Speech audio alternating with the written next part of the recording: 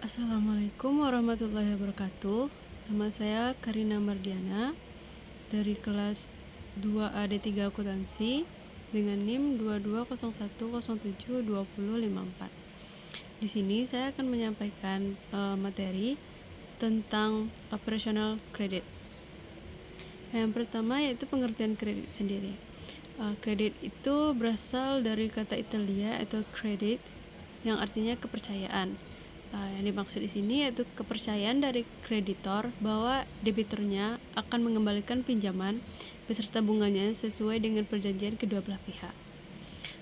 Yang kedua, pengertian kredit menurut Undang-Undang Perbankan Nomor 10 Tahun 1998 tentang perbankan adalah penyediaan uang atau tagihan yang dapat dipersamakan dengan itu berdasarkan persetujuan atau kesepakatan pinjam-meminjam antara bank dengan pihak lain yang mewajibkan pihak peminjam melunasi utangnya setelah jangka waktu tertentu dengan persyaratan yang telah disepakati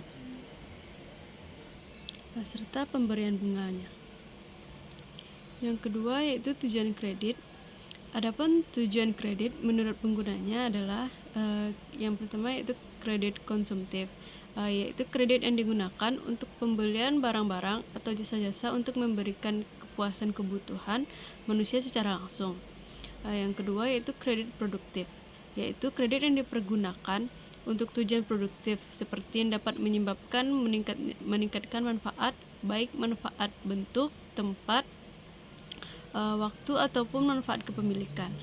Kredit produktif terdiri atas kredit investasi, yaitu kredit yang digunakan atas pembelian barang-barang modal dan aktiva tetap.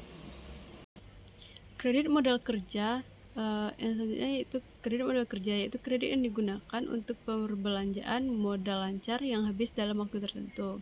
Yang ketiga yaitu kredit likuiditas, yaitu kredit yang bertujuan untuk membantu perusahaan yang sedang berada dalam kesulitan likuiditas dalam memelihara likuiditas minimalnya. Selanjutnya yaitu fungsi kredit. Yang pertama, menjadi motivator dan dinamisator peningkatan kegiatan perdagangan dan perekonomian. Yang kedua, memperluas lapangan kerja bagi masyarakat. Yang ketiga, memperlancar arus barang dan arus uang. Yang keempat yaitu meningkatkan produktivitas dana yang ada. Yang kelima, meningkatkan daya guna atau utility barang.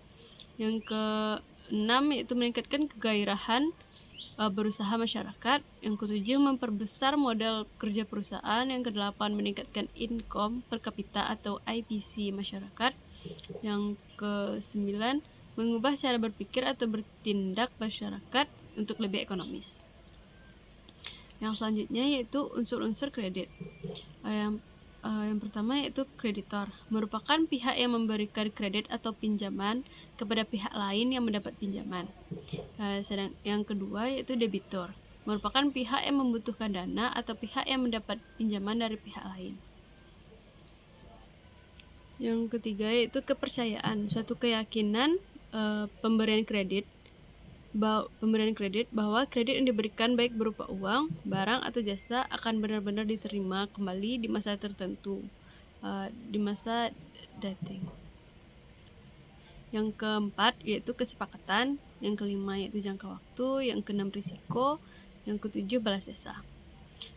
Selanjutnya yaitu jenis-jenis kredit. Jenis-jenis kredit ini yang pertama dari segi kegunaan yaitu kredit investasi. Kredit ini biasanya digunakan untuk keperluan pelunasan usaha atau membangun proyek atau pabrik baru, di mana masa pemakaiannya untuk suatu periode relatif lebih lama, dan biasanya kegunaan kredit ini adalah untuk kegiatan utama suatu perusahaan. Yang selanjutnya itu kredit modal kerja.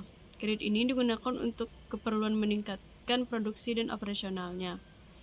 Selanjutnya yaitu dari segi tujuan kredit. Yang pertama yaitu kredit produktif. Kredit ini digunakan untuk meningkatkan usaha atau produksi atau investasi. Kredit Kredit ini diberikan untuk menghasilkan barang atau jasa. Nah, selanjutnya yaitu kredit konsumtif. Yaitu kredit yang digunakan untuk dikonsumsi atau dipakai secara pribadi.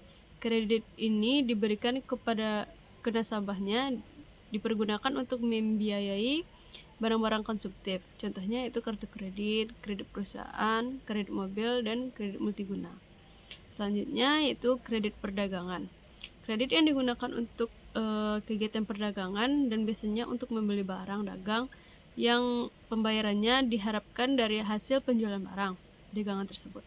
Kredit ini sering diberikan kepada supplier atau agen-agen perdagangan yang akan membeli barang dalam jumlah tertentu. Selanjutnya itu dari segi jangka waktu. Kredit yang pertama kredit jangka pendek. Kredit ini merupakan kredit yang memiliki jangka waktu yang kurang dari 1 tahun atau paling lama 1 bulan. Yang kurang dari 1 tahun atau paling lama 1 tahun. Dan biasanya digunakan untuk keperluan modal kerja. Kredit yang selanjutnya kredit jangka menengah. Jangka waktu kredit ini berkisar antara 1 tahun sampai dengan 3 tahun kredit. Jenis ini dapat diberikan untuk modal kerja. Yang selanjutnya itu kredit jangka panjang. Merupakan kredit yang masa pengembaliannya paling panjang, yaitu di atas 3 tahun atau 5 tahun. Biasanya kredit ini digunakan untuk investasi jangka panjang seperti perkebunan karet, kelapa sawit, atau manufaktur, dan bisa juga untuk kredit konsumtif seperti kredit perumahan. Selanjutnya yaitu prinsip pemberian kredit. Yang pertama yaitu karakter. Karakter atau watak debitur sangat menentukan kemauan untuk membayar kembali kredit yang telah diterimanya. Penilaian atas karakter debitur perlu dilakukan secara hati-hati dan secermat mungkin. Yang kedua yaitu capacity, mengandung arti kemampuan calon debitur dalam mengelola usahanya. Dengan demikian, capacity berkaitan erat dengan kemampuan calon debitur dalam melunasi kreditnya. Yang ketiga yaitu kapital. Informasi mengenai besar kecilnya modal atau kapital perusahaan calon debitur adalah sangat penting. Modal yang dimaksudkan di sini adalah modal sendiri atau nilai kekayaan bersih. Yang keempat yaitu collateral, yaitu jaminan kredit. Merupakan setiap aktiva atau barang-barang yang diserahkan debitur sebagai jaminan atas kreditnya. Yang kelima yaitu conditions. Yaitu yang maksud condition di sini adalah keadaan perekonomian secara umum di mana masyarakat tersebut tinggal. Kondisi perekonomian sangat menentukan keberhasilan maupun kegagalan suatu usaha yang dijalankan oleh perorangan maupun badan usaha. Selanjutnya yaitu aspek-aspek penilaian kredit. Yang pertama aspek hukum. Yang dinilai dari aspek yuridis atau hukum adalah penilaian kredit adalah masalah legalitas, badan usaha serta izin-izin yang dimiliki perusahaan yang mengajukan kredit. Penilaian dimulai dengan akte pendirian perusahaan sehingga dapat diketahui siapa-siapa saja pemilik dan besarnya modal masing-masing pemilik. Yang kedua yaitu aspek pemasaran. Yang dinilai dari aspek pemasaran yaitu permintaan terhadap produk yang dihasilkan sekarang ini dan di masa yang akan datang prospeknya bagaimana. Yang ketiga yaitu aspek keuangan. Aspek yang dinilai adalah sumber-sumber dana yang dimiliki untuk membiayai usahanya dan bagaimana penggunaan data tersebut. Di samping itu hendaknya dibuatkan cash flow daripada keuangan perusahaan. Yang keempat yaitu aspek teknis dan operasi. Membahas masalah yang berkaitan dengan produksi seperti kapasitas yang digunakan, masalah lokasi, layout ruangan, dan mesin-mesin termasuk jenis mesin yang digunakan. Selanjutnya yaitu aspek manajemen. Untuk menilai struktur organisasi perusahaan, sumber daya manusia yang dimiliki, serta latar belakang pengalaman sumber daya manusianya. Yang keenam yaitu aspek sosial ekonomi, menganalisis dampaknya terhadap perekonomian dan masyarakat umum. Nah, selanjutnya yaitu penyelesaian kredit yang bermasalah. Yang pertama yaitu klasifikasi kelancaran kredit. Sebelum membahas mengenai penyebab terjadi dan ilustrasi kredit macet, kita cari tahu terlebih dahulu mengenai klasifikasi kelancaran atau kolektabilitas suatu kredit. Berdasarkan POJK nomor 35 tahun 2018, pasal 92, kelancaran atau kolektabilitas suatu kredit dapat dibagi menjadi 5 klasifikasi, yaitu 1. Klasifikasi lancar. Debitur membayar cicilan yang termasuk pembayaran pokok dan atau bunga dengan tepat waktu, tidak lebih dari 10 hari kalender. Yang kedua, klasifikasi dalam perhatian khusus atau DBK.